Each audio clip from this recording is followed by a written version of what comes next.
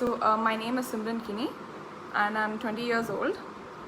To tell you about how my passion for food started. About when all through in high school, I was somebody who was, the jack of all trades, master of none sort of. When it came to choosing a professional career, it was a little difficult for me. I was unsure, but I went out on a limb and I chose hotel management. And so I enrolled into a program called the Golden Threshold program, and that's when I realized where my strengths really lie. So I met a lot of people, my mentors, my teachers. Until I joined the program, to me, I thought the things that I know about food and beverage in general is something that is common knowledge and that's something everybody is aware of. But when I joined the course, I was able to understand that this is something that I'm good at, and my mentors really helped me with that. They made me confident enough to know that this is my niche. So after I joined this course, so I discovered the world of wines, and there was an instant connection and there was no going back.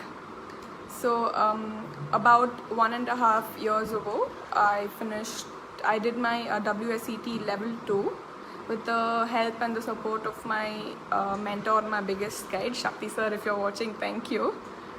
And about a year later, I went on to finish my WSET level 3 with distinction. And another recent opportunity that I got that I wanted to talk about is, I remember this was around Christmas time last year. So I read about this opportunity, an internship opportunity on Internshala's page, where it was a food tasting internship with Delhi Food Walks and some other bloggers, as well as a tour of entire Delhi. So the minute I saw it, I remember messaging a friend of mine saying, this is it, this is for me, this is made for me, and I have to absolutely get it. So I remember applying instantly for it, and around 2 months later, I got a message saying I've been selected for the first round, and the second round would be a telephonic interview. So the interview went on, it went well. About 2 weeks later, I got another call saying I've been selected.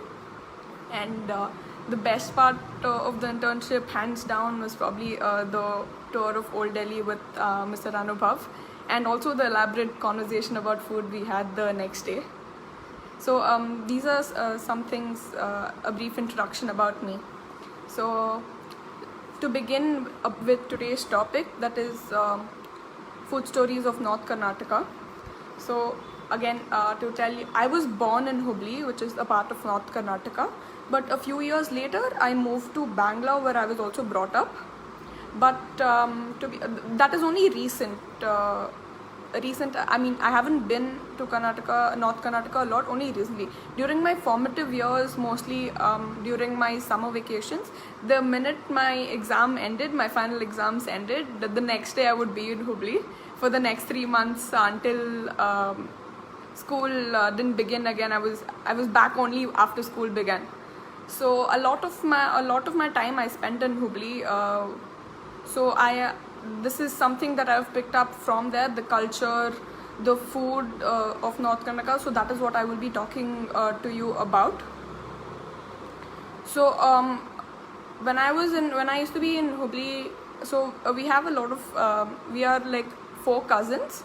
So that time used to be around 4 cousins, and so I remember them being the only thing that they would want to watch on the television is movies, and probably Disney Channel and cartoon. I don't think we watch a lot of cartoons, but things like movies and Disney Channel is something that everybody would want to watch. And whereas I would always want to watch shows like Fox Life and TLC and NDTV Good Times. So I remember I used to be up the entire night until 5 a.m. just before my grandmom woke up. I used to watch all shows possible. I used to get everything, and then just before my grandma woke up, I'd go right to bed. I'm pretty sure she's watching this and she remembers it. Okay, so a lot of when I was younger, like I said, the first thing I did when I entered the kitchen was make the dough for chapati. So that's one of the first things that I learned to make, and then I was I did a lot of baking back then with my grandmom. So as I said, I used to watch shows like NDTV. Or watch shows on channels like NDTV, Fox Life, and TLC, and I think a lot of the knowledge that I gained, I owe to that. And so let's talk about North Karnataka geographically. So talking about that, North Karnataka is about 12 districts. So there are 12 districts in North Karnataka. If we talk geographically, it is on the north of Karnataka, obviously. And to the left there is Goa, to the top there is Maharashtra, to the right there is Andhra Pradesh. So it is a landlocked region. The entirety of North Karnataka is landlocked. So there is no, of course there are rivers that pass through North Karnataka, but there isn't direct access to the sea. The closest is probably Belgaum, which has a little bit of receives a little bit of humidity from the coast of Uttar Kannada. Whereas if you in general the weather is pretty dry. It's not extremely dry, but it's dry, and it gets really hot during the summers. So, and it has ample rainfall. And talking about the agriculture, the main crops grown in North Karnataka will be millets like bajra, jawar, maize. There's also some paddy, some sugarcane, a lot of oil seeds such as groundnut, Niger seeds, and many such oil seeds. Also some cotton, without forgetting cotton, yes. So let's talk about, when we say North Karnataka, the few things that we remember are the places. So again, North Karnataka isn't somewhere that is discovered very much, but there are some extremely prominent places in North Karnataka. So let's talk about that. So talking about the first and foremost, probably the most famous, is Hampi. So Hampi is definitely a World Heritage Site. So, and as we all know, it was the capital city of the Vijayanagar Empire. So that is one of the most important places of heritage, according to me, in North Karnataka. So as we know that when the Mughals invaded Vijayanagar, they invaded Vijayanagar, and the ruins now are in Hampi. There are some which are in good state, and some which are there are quite a lot of ruins. And when you talk about Hampi, in Ramayana, the city that's mentioned as Kishkinda, the city that is ruled by the Vanar king Sugriva, so it's referred that Kishkinda is Hampi. So that is something which I think is very interesting, Kishkinda being Hampi. And second, talking about Pattatkal. So Pattatkal is the second capital of the Chalukyas. So when we talk about the Chalukyas, this was around the 7th and the 8th century. So there are a lot of temples. So when we talk about temples there, so there is a group of temples in Pattatkal. There are about 9 temples. So 4 temples were built according to the South Indian style, and 4 temples were built according to the North Indian style. And there was one temple that was built using a mixture of both. So this is something that is very unique about Pattatkal. Whereas there were 4 South Indian, 4 North Indian, and there was one which was a mixture of both temples. Talking about another place, that is Badami. Badami also is pretty famous. Talking about Badami Fort or the Badami Caves. So the Badami Caves are also compared to the Ajanta and Ellora Caves. So talking about the fort was, it's about 2 kilometers outside the city of Badami, and it was also built by the Chalukyas, and it is a very important heritage site again. I think a lot of historical places are present in North Karnataka with concern to the history. And so this again was invaded. This was also invaded, and it was rebuilt by the king of Mysore, Tipu Sultan. So another place, another very very important place is Gol Gumbaz. So this, as we know, it was built by Muhammad Adil Shah, and this was like the capital of the Sultanate of Bijapur, as we know. So this monument took 30 years to build. It took 30 years for this thing to be built. So again, it is in Deccan architecture style. So how the name Gol Gumbaz comes is in the Deccan language, Gol Gumbad means spherical dome. So that's how a Gol Gumbaz, if you see the monument, you see the first thing you notice about is the spherical dome. It's a very large monument. Also talking about Bijapur, it is said that in India, after Delhi, Bijapur has the most number of historical places or heritage sites, as we call them. Another very famous one is Jama Masjid.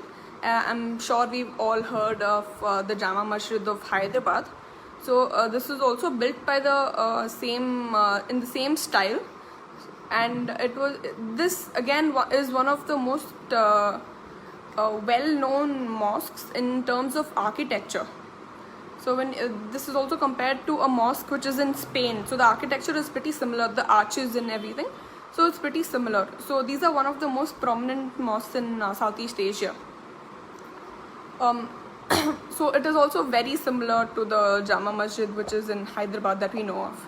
So talking one more place is Kudala Sangama. So this is a heritage site. It is also a pilgrimage for Lingayats. Now, talking about Lingayats is a community, it's a religion, it's a faith that is present very vastly in North Karnataka. So Lingayat worship was introduced by the saint Basavarna.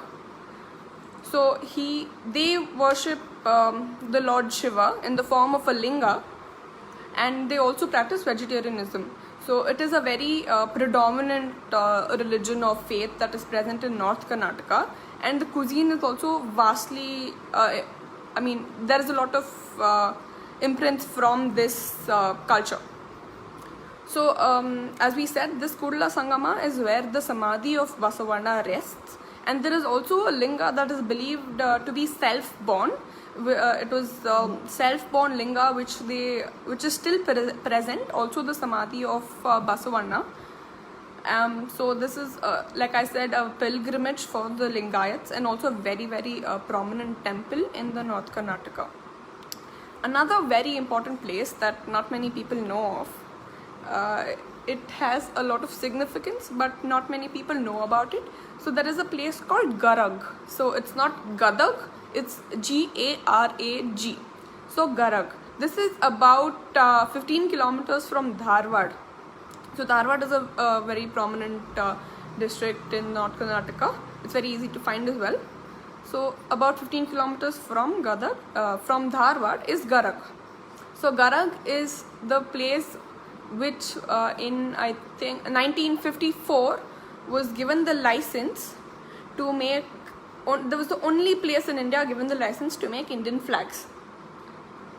So Indian flags were made only there until recently, where technology took over and it is being made by machines now. But even till date, hand woven flags are made only here. So the khadi that is used to make the Indian flags are hand woven here, and the flags are then made only here. So it's the only place in India where hand woven Indian flags are still made.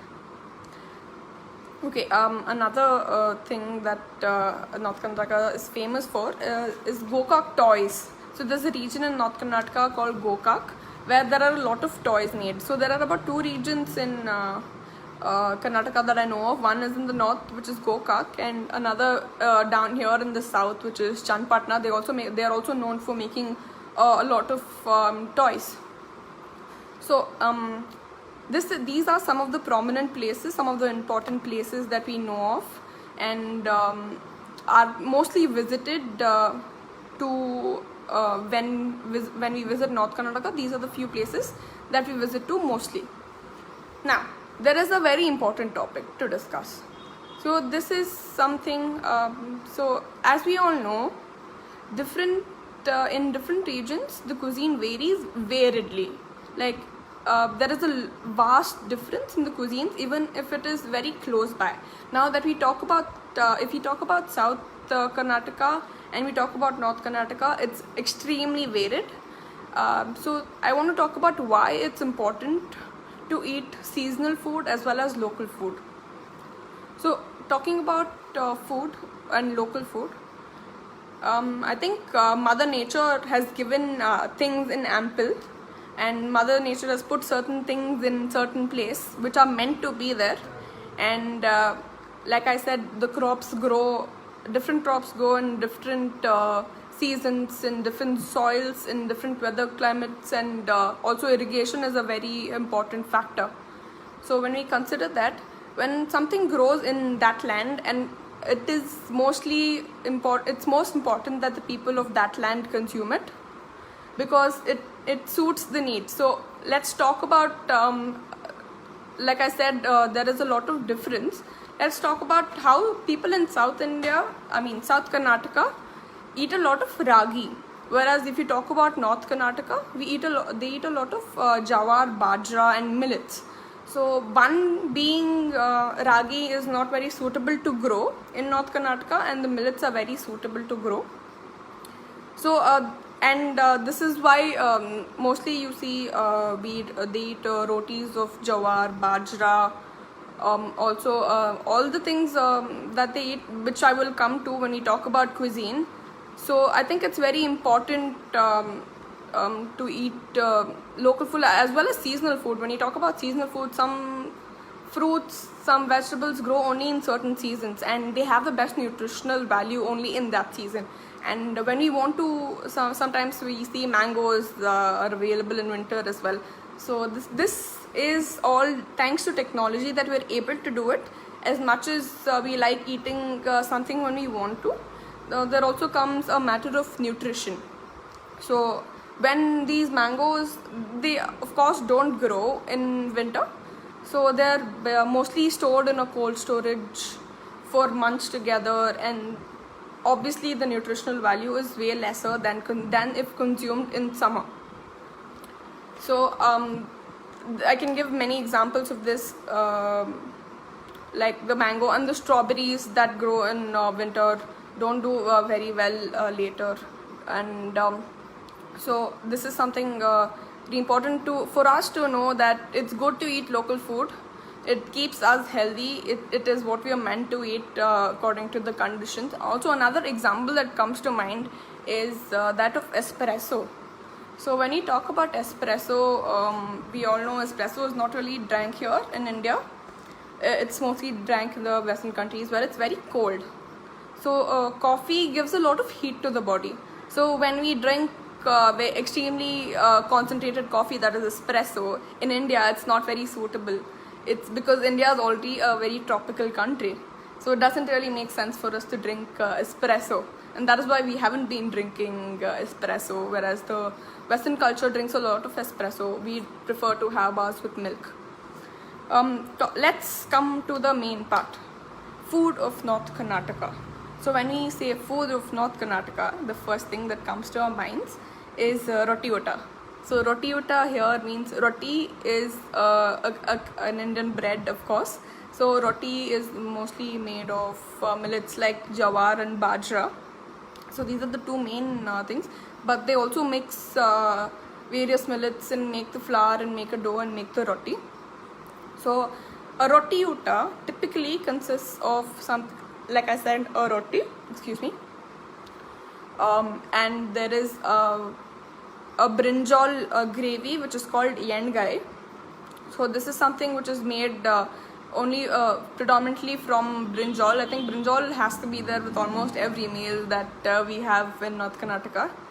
So this is a gravy which is made with, it's mostly peanut paste.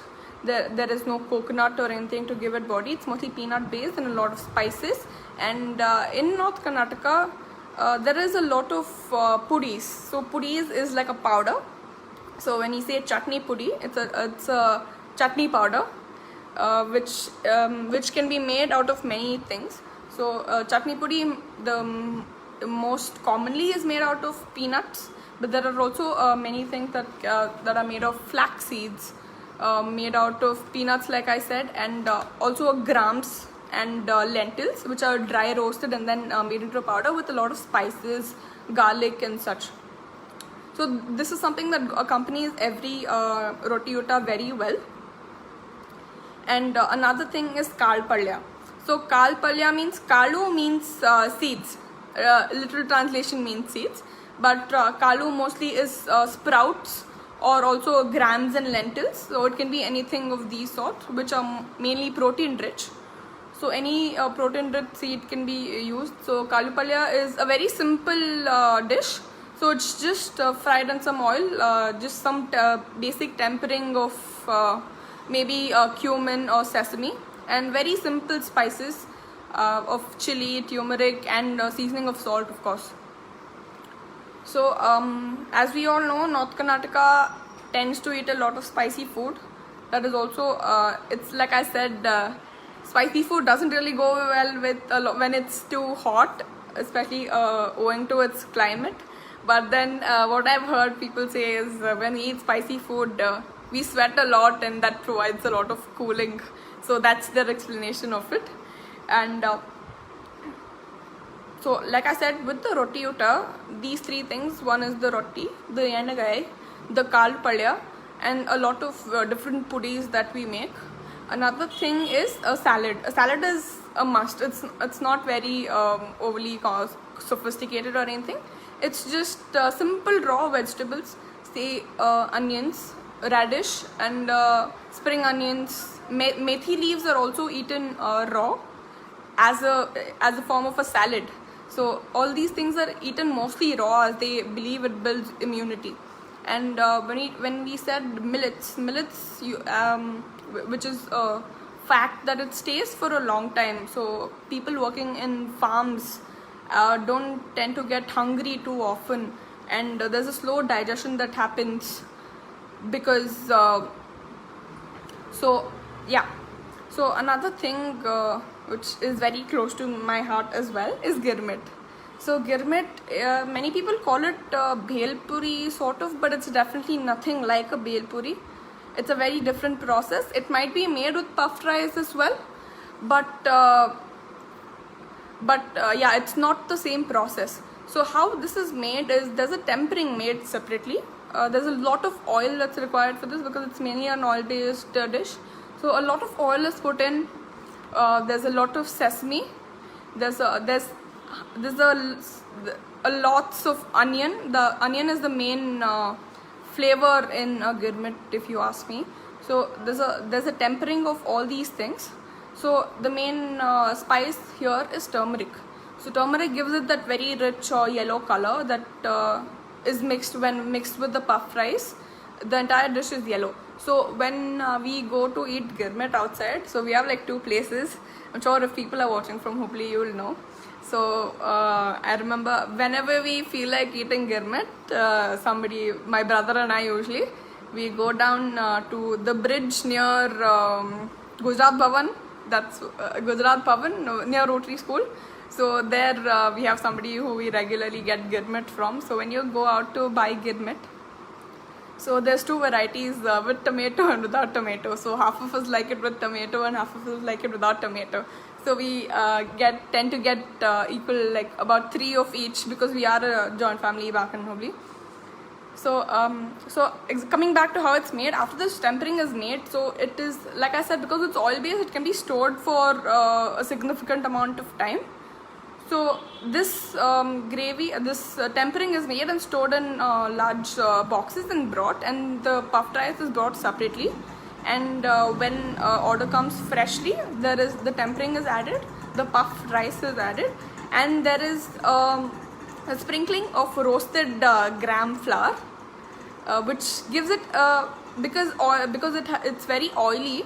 The gram flour, I think, plays a very important role in making it a dry dish. So it's not very dry. So when you eat it, the first taste that you get is of the gram flour, and the gram flour goes, and slowly you get the taste of the onions, and that is predominantly the most important flavor in girmit. So something that we have, so girmit is usually served with a fried green chili that is also seasoned and fried.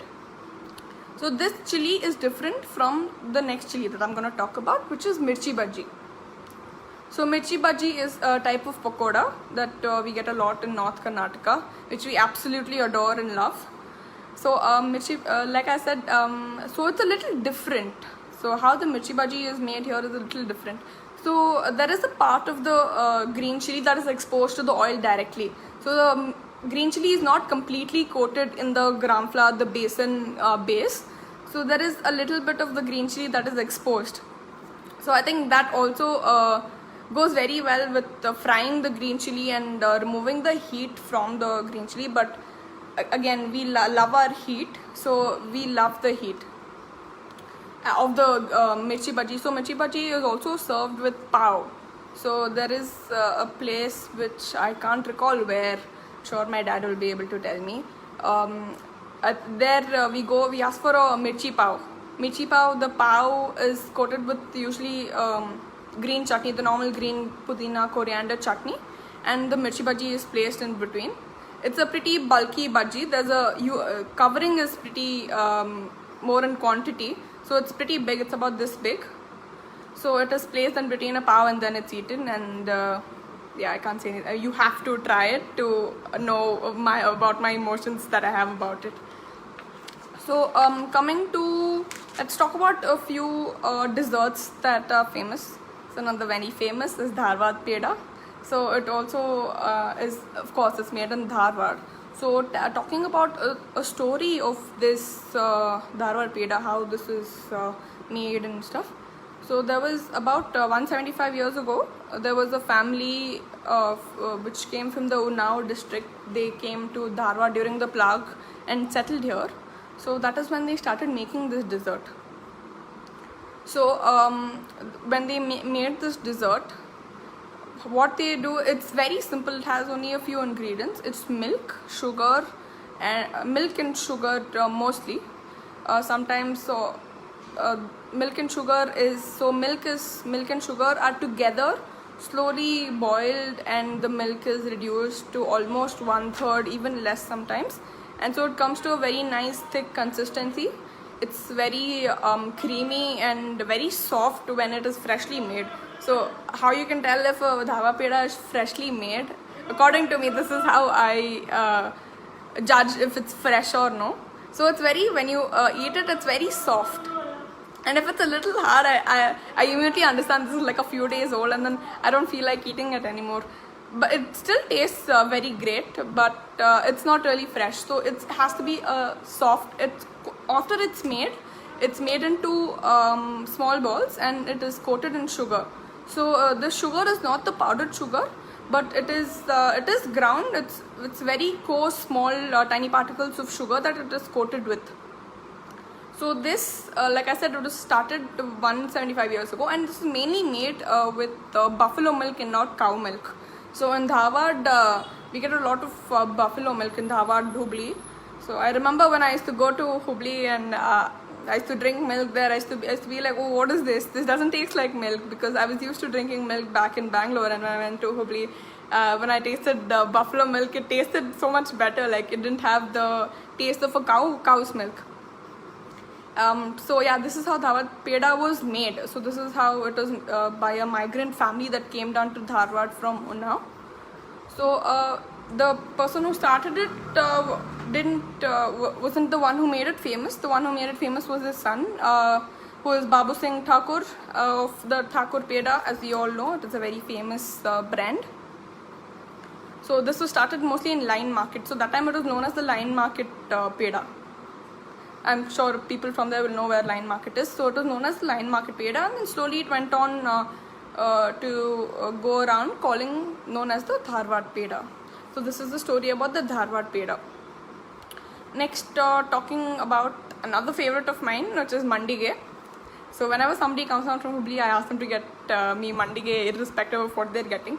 So Mandige, how it is made is, there's a story about Mandige.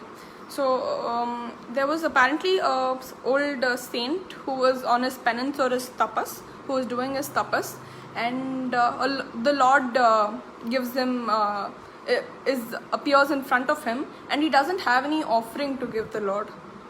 So what he does is he takes some dough, he rolls it into a sheet like a chapati or a roll, and then he just puts some sugar, some ghee, and he folds it into a rectangular, and he on his back he heats it, because there is the heat of the penance in him, because he's been doing penance for a long time.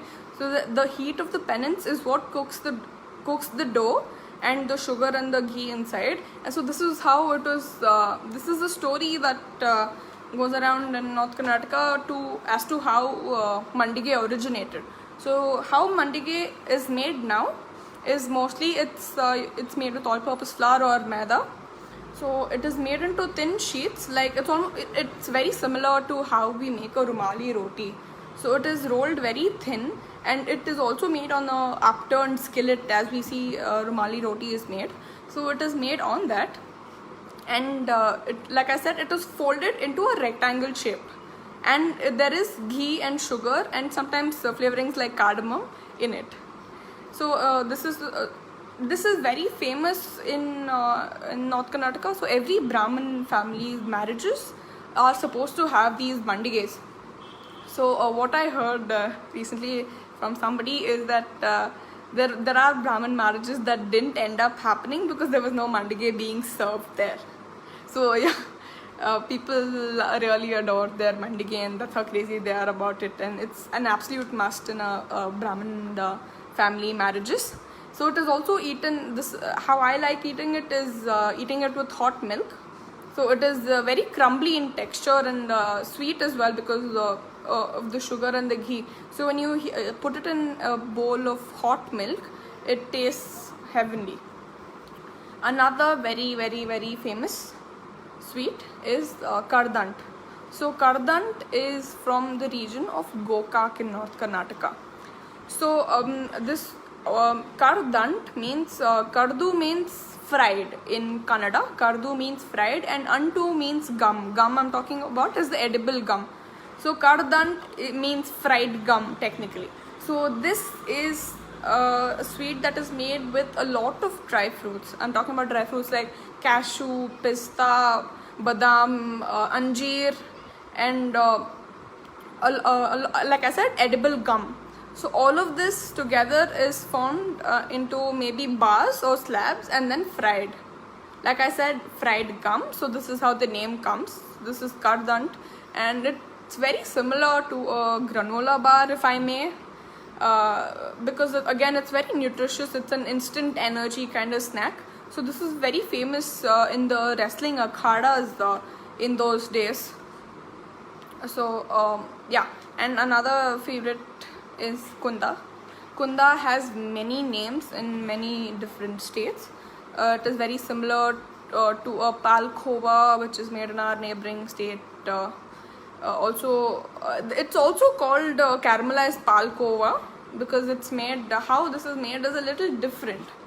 So first step is like boiling the milk until it's reduced to almost 1/3, and after it's reduced, yogurt is added to it. So when yogurt is added, the milk splits and the whey water separates. So when this happens, we add some sugar to it. So, and we again roast it for some more time until it reduces and the moisture is lost. In another pan, we have sugar caramelizing. So half of the sugar goes in directly, and half of the sugar is caramelized and then put into the main dish. So this is how kunda is made. Like I said, the name caramelized palkova. So this is how kunda is made. It's a different process. Again, different people make it differently in different states with different names. So there are many similar dishes like this. Also, yeah. So these were some of the sweets that I can remember of most famous in North Karnataka. Now let's come to what we've all been waiting for. The Davangere Bene Dose.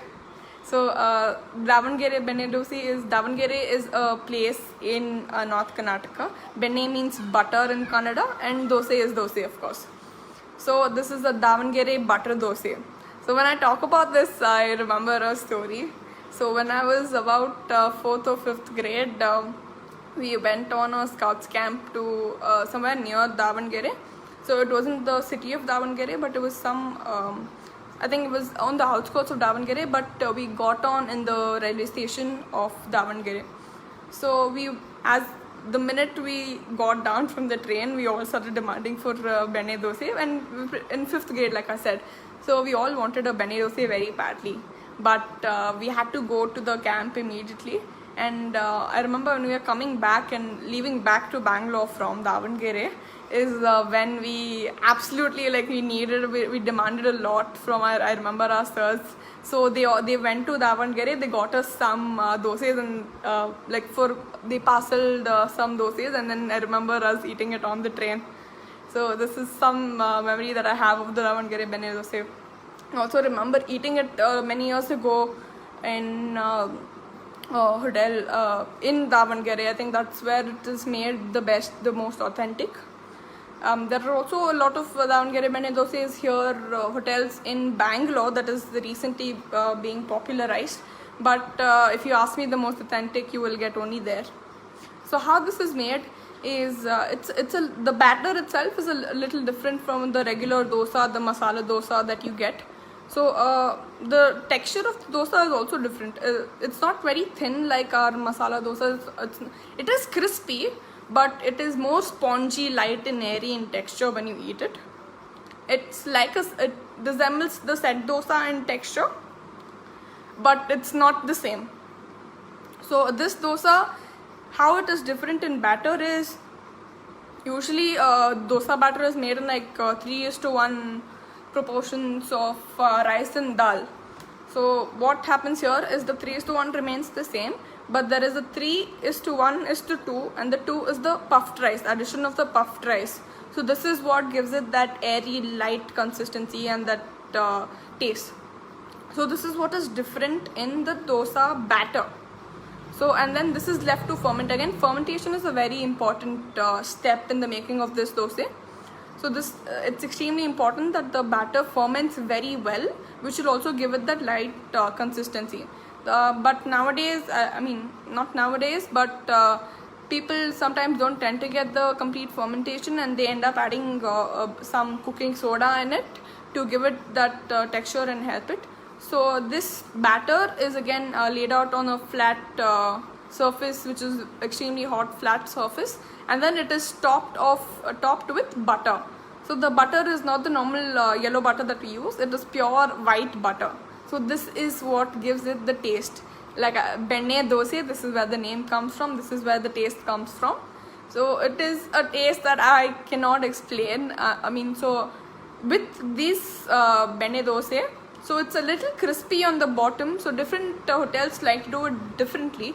So two hotels that come to mind when I say Davangere benne dosa is, one is Sri Sagar and one is Sri Guru Koteshwara. And how they do it in Sri Guru is they like it a little thinner and a little crispier, whereas going to Sri Sagar, they make it a lot more spongier and lighter and thicker dosa. So what goes well with this, what is traditionally a good accompaniment for this is a palya, which is a dish which is made from potatoes, onions and salt. There is no seasoning that goes into it. This is what is traditionally made. But then if you see different varieties in different regions, they also give the aloo palya that we make, which has turmeric and tempering and chilies which is added to it. But originally it is made with the aloo palya, which is only potatoes, onions and salt. So why this is made in such way? Because not to overpower the taste of the butter. So the butter is the main flavor in the entire dish. So I think butter is something that is very predominant when you eat it. So when you eat it with the aloo palya, it doesn't the aloo palya doesn't take away the show, and the star is still the butter. So it is also served with the coconut chutney, which is spicy. So it is not extremely spicy, it is mildly spicy, but it is not overtly flavorful. It is very mildly flavorful. So all the things that go in the dosa are very mildly flavored. So it is a very delicate dish as such. This is something that is very extremely popular. So what happens is there's a place that I eat it here in Bangalore, which is very similar to the Davangere, which just satisfies me, is a place in the food street, Vipuram food street. So there's a place which is Davangere Benne Dosa. I remember going I think a few months back there in January. I think we went, right? So we went there and we had the Benne Dosa, and it's never that I don't stop craving for a Benne Dosa. You give it to me anytime and I'll still have it. I definitely recommend going to an authentic place and trying it out for yourself. So these are all the vegetarian side of North Karnataka. Now let's talk about there is, like I said, vastly it is only vegetarian, but there is also some non-vegetarian communities which prepare non-vegetarian food. So there is a community of Sauji. So Saujis are basically, they are Kshatriyas. So Kshatriyas are warriors. So they are originally from central India. So they came down and they settled in various states. So some of them are Maharashtra, Karnataka and Andhra Pradesh. So I was talking to my grandmom yesterday about Sauji food, and she said they have about 7 mother tongues. So there are about 7 languages that they speak because they've settled in different parts of the country. And there's no of course they originated from the central India, but everywhere you go have their different languages, different ways of preparing. So Sauji style of cooking is extremely spicy, and it's definitely an acquired taste. If you like spicy food, then 100% you will like Sauji food. So talking about Sauji food, the place that I remember is I remember being there when I was not too old. So it was probably about 5-6 years ago. I remember being there. So I spoke to the owner of that hotel, who is also my dad's friend. So he owns the hotel called Hotel New Radhika, which is a authentic Sauji style restaurant. So this is in Lakshmi Complex in Hubli. So I remember it's a little you go down the complex and it's on your left hand side, if I'm not wrong. So what I remember eating there is the thali that they get. So you either choose the red rasa or the green rasa. So they have 2 main gravies mostly. One is using the dried red chilies, and one is using the our normal green chilies. So when I was speaking to the owner of New Radhika, as I said, he mentioned to me a lot of new dishes. So something called the mutton keriu. So this is a extremely spicy it's not a gravy, it's semi-gravy, but then they can also make it gravy, a gravy dish. So this is something that goes in a lot of chili powder is the base, and there's no addition of a lot of other spices. So Sauji cuisine is a very sophisticated cuisine. So they use very simple spices.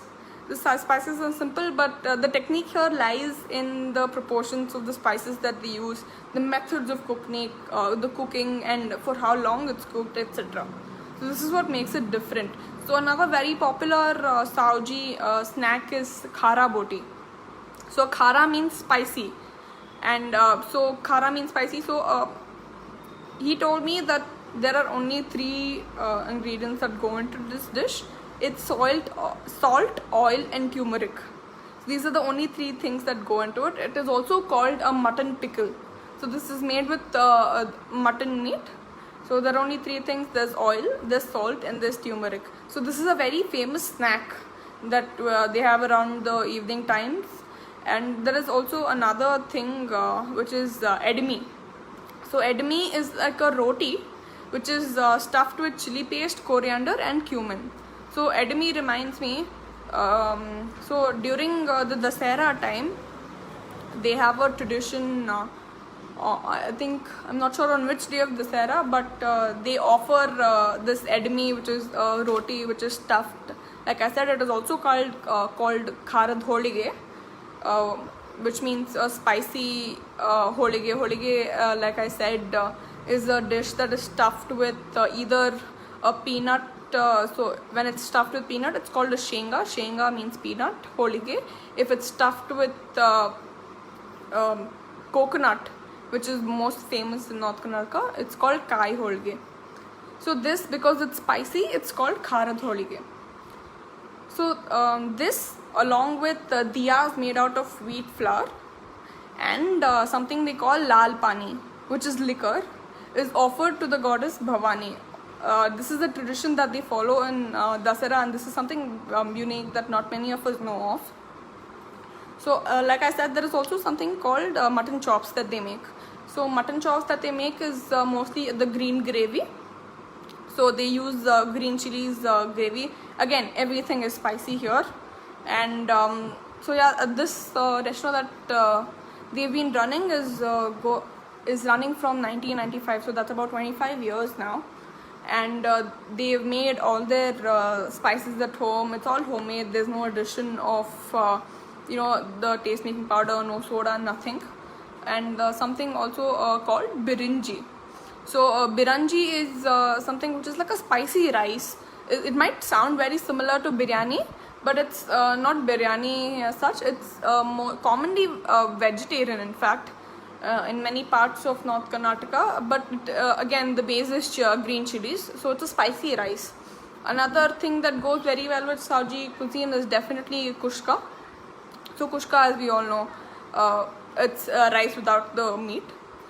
So another very famous thing that comes from North Karnataka is Saunur Chuda or Saunur Khara. So this is something that we prefer very much at home. So whenever we go down to Hubli, we make sure to get a packet or two of it. So the one we get is from Big Mishra, if I'm not mistaken. So this is, again, it's a mixture of sorts. It has puffed rice, it has save, and the taste is spicy and sweet. It's not overtly spicy, but it's just about right, and it's also sweet, but it's not sour. It's not like a khata meeta. It's more of a spicy and sweet. So these are some of the dishes that are like known from North Karnataka. So when you speak about these dishes, when you speak about North Karnataka, these are a few dishes that come to mind immediately. And these are something that they're known for all over the country as well as the world. So another story that comes to my mind is Guru Nanak. He was on his second Udasi. Udasi, it was his journey that he did. So he came down to Deccan during his second Udasi. And so when he was here, the people of Bidar, so Bidar is another city in North Karnataka. So the people of Bidar, they complained about not having clean water, having brackish water. So what Guru Nanak did was, he took a stone and he put it in the ground and he stamped on it with his feet.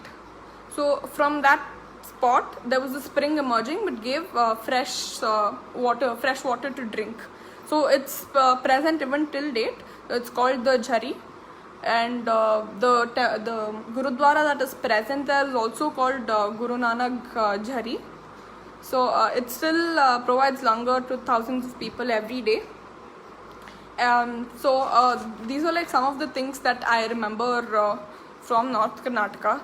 So okay, I think we are done for today. Thank you everybody for your questions. I hope I was able to answer them. And thank you the team of Delhi Food Walks for giving me this opportunity. And yeah, looking forward to explore North Karnataka as well. We couldn't do it, but this way, one way or another, something is better than nothing, right? So thank you guys. It was great speaking to everybody. Thank you.